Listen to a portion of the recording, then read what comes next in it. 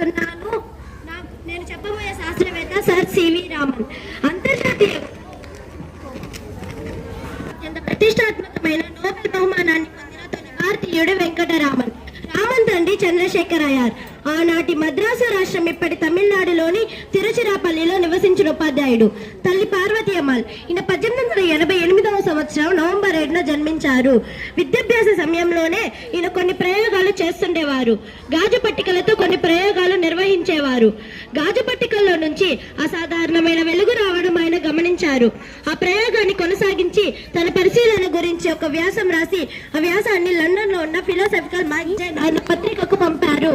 ఆ పత్రిక వాళ్ళు ఆ వ్యాపారాన్ని ప్రచురించారు. ఆ వ్యాస ప్రచురణ రామన్ కు గర్వకారణంగా పరిణమించింది.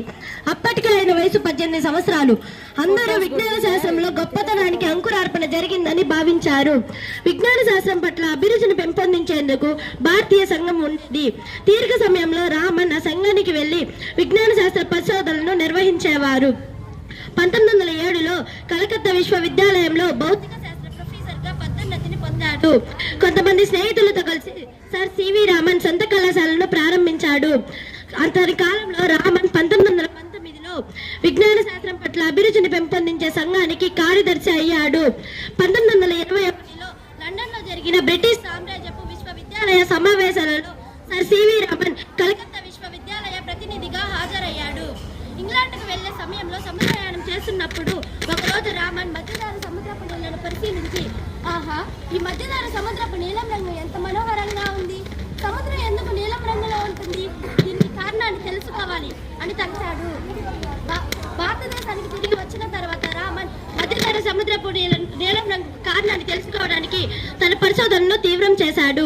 అంతిమంగా ఆ నీలం రంగు కాంతి వికీర్ణం వల్ల ఏర్పడుతుందని కనుగొన్నాడు. కాంతి ఒక వస్తువు గుండా ప్రయాణం చేస్తున్నప్పుడు వికీర్ణం చెందుతుంది.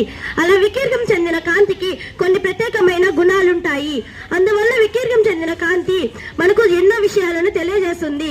ఉదాహరణకు రామన్ పరిణామాన్ని ఉపయోగించి మనం ఎన్నో పదార్థాలలోని విషయాలను సులువుగా తెలుసుకోవచ్చు. ప్రపంచపు గొప్ప ఆవిష్కరణలో గొప్పదైన ఈ రామన్ పరిణామావిష్కరణ చాలా ప్రాముఖ్యమైన తక్కువ ఖరీదు గల పరికరాలను ఉపయోగించి ఈ ఆవిష్కరణకు సంబంధించిన విశిష్టత. ఈయన సాధించిన పథకాలు: మాటేయూచి పథకం 1928 ఇటాలియన్ సొసైటీ ఆఫ్ సైన్స్ ద్వారా ప్రదానం చేయబడింది. 1929లో నైట్ బ్యాచిలర్ బ్రిటిష్ క్రౌన్ ద్వారా ప్రదానం చేయబడింది. 1930లో నోబెల్ బహుమతి మరియు హ్యూజ్ పథకం.